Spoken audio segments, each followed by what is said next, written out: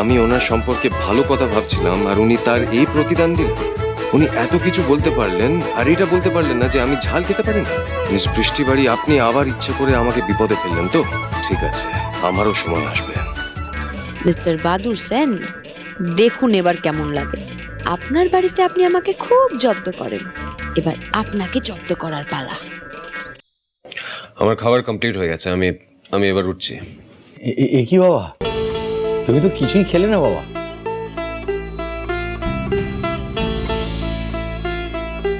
তোমার ভালো লাগেনি রান্না না? ছি ছি, কি কি কি কাণ্ড বলো দেখি দিদিভাই। এইরকম নতুন জামাই বাড়িতে এসে আধ পেটা খেয়ে ওর চলে যাবে? তো তো তুমি তুমি বসো, তুমি ওঠো না প্লিজ, তুমি ওঠো না। ও গো শুনছো, একটু কোনো একটা দেখো না, একটু ভালো রেস্টুরেন্টে খাবার অর্ডার করে খাবার আনিয়ে দাও না। তুমি বসো না বাবা।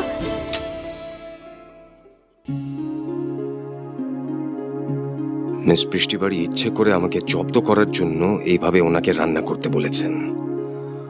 ওনাদের তো কোনো দোষ নেই, ওনারা তো ভালোবেসে কত কষ্ট করে আমার জন্য এইভাবে রান্না করেছেন। না না না না, আপনাকে আলাদা করে কিছু করতে হবে না প্লিজ। আমি কমফোর্টেবল, আমি খাচ্ছি। প্লিজ প্লিজ কিছু করতে হবে না আপনাদের।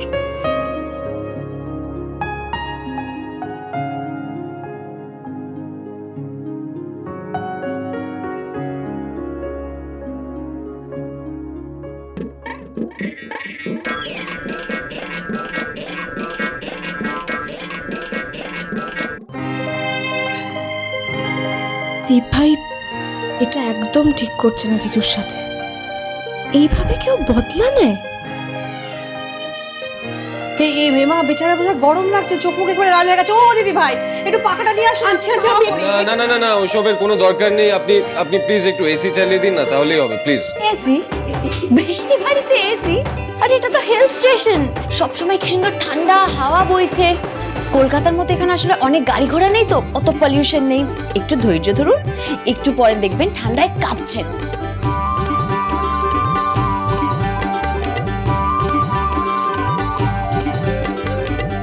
এই ঝালে আর কি জব্দ হলেন? এই তো সবে শুরু, পিকচার তো अभी बाकी है मेरे दोस्त।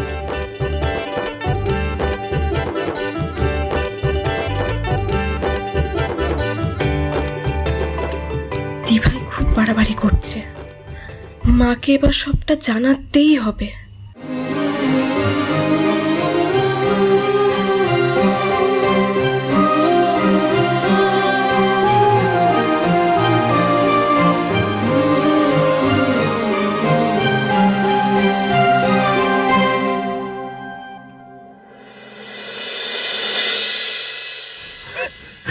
গুরু গুরু, ওরা তো বাক্স পেটটা নিয়ে পৌঁছে গেছে, আমরা দাঁড়িয়ে আছি কেন বলো তো? চলো এবার তোমাদের খেলা শুরু করে দিতে হবে। আস্তে আস্তে আস্তে আস্তে আস্তে, সবকিছুতে না এত তাড়াহুড়ো করিস না, ধীরে সুস্থে সবকিছু একটু ধীরে ধীরে করলে না বেশি আনন্দ হবে কষ্টটা নিতে।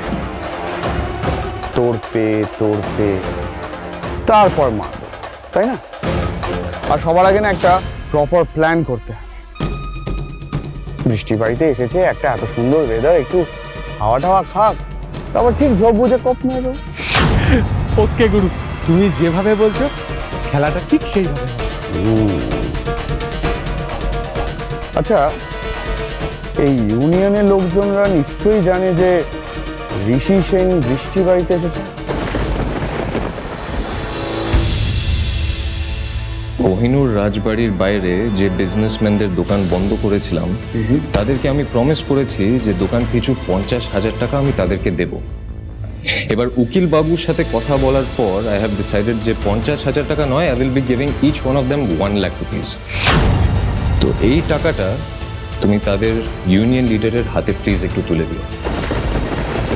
ওই টাকাটা তো আমার হাত খরচ ছিল, সবই উড়ে গেছে। গুরু গুরু, ইউনিয়নের লোকরা যদি নাও জানে, আরে কোনো ব্যাপার না, আমরা নিজেরা দায়িত্ব নিয়ে জানিয়ে দেবো। তুমি ওসব নিয়ে একদম চিন্তা করো না, বুঝলে? আচ্ছা গুরু, সেটা করে আমাদের কি ফায়দা বলো তো? দোকানদাররা কি নিজেদের পাওনা ফেরত পেয়েছে? না, পায়নি। তার মধ্যে রাজবাড়ির কাজ শুরু হয়ে গেছে, সেটা টাকা পয়সাটা ব্যাপার আছে। বুঝে গেছি আমি বুঝে গেছি গুরু, আমি বুঝে গেছি। আরে সেটাকেই তো আমাদের কাজে লাগাতে হবে দাদা। আরে চলেছিস? হ্যাঁ গুরু, হ্যাঁ ও হলো সাধন, আমাদের এখানকার সমস্ত কাজকর্ম ও দেখাশোনা করবে। তোকে সব বুঝিয়ে দিয়েছিস? হ্যাঁ গুরু, হোতেনের উপর তোমার ভরসা নেই, পুরো চ্যাম্পিয়ন ছেড়ে গুরু। Good good good, very good. এই দিনটার জন্যই তো কবে থেকে অপেক্ষা করছি। এতদিন ওই চুনো পুটিদের নিয়ে খেলা করছে না, এবার রাঘব বোয়ালকে ঋষি সেনকে না পথের সামনে থেকে সরিয়ে দেবো, তারপর ব্যাস পুরো সেন পরিবারের সব সম্পত্তি তো আমার হবে। কিন্তু গুরু বলছে যে ওই ঋষি সেনকে মারলেও রুষা যতদিন বেঁচে রয়েছে, বৌদি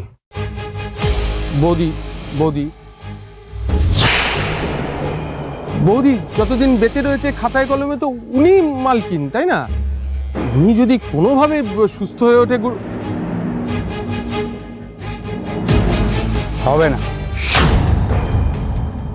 ও জীবন মরণ সবই আমার হাতের মুঠোয়। এবার একে একে রাস্তা সাফ করার পালা। খেলা তো সবে শুরু হলো রে, এখন সবার ভাগ্য আমার হাতে।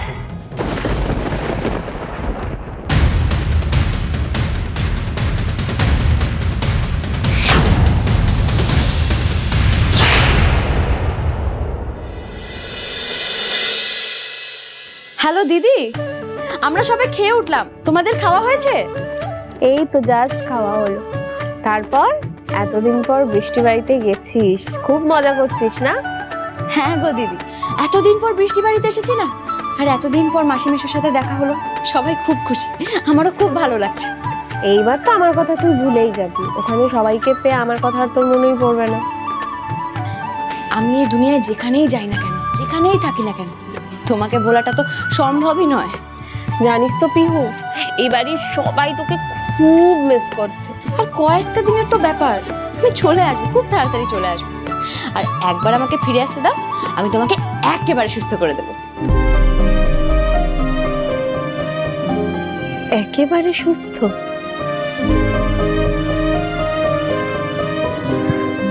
জানিস তো পিহু, আমার মনে হয় আমার সেই স্বপ্ন আর কোনোদিনও সত্যি হবে না রে। কে বলেছে হবে না? তুমি শুধু ভরসা রাখো, ভগবান চাইলে সব হবে।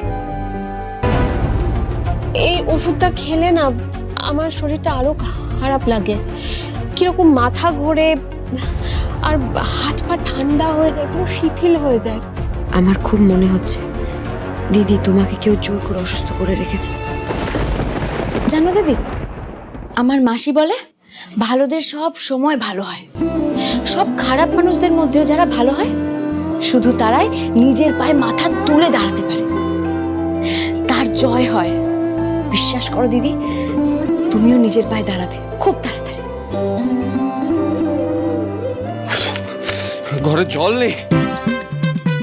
আচ্ছা এসব কথা ছাড়, এখন আমাকে একটা কথা বলতো পিহু, ভাই ওখানে গিয়ে কোনো ঝামেলা টামেলা করেনি তো? আরে না দিদি, তুমি একদম চিন্তা করো না, এই কদিন ওনার দায়িত্ব আমার। আর এই কদিনে ওনাকে এমন ট্রেনিং দেব যে ওখানে ফেরত গেলে তুমি চিনতেই পারবে না নিজের ভাইকে। বেদে চেনে সাপের হাঁচি, চাবুক চেনে বাঘ, পিহুর ওষুধ ভুলিয়ে দেবে ঋষি সেনের রাত। পিহু, আচ্ছা দিদি শোনো, আমি এখন রাখছি, তুমি একটু বিশ্রাম করো, আমি আবার পরে ফোন করবো, হ্যাঁ কেমন?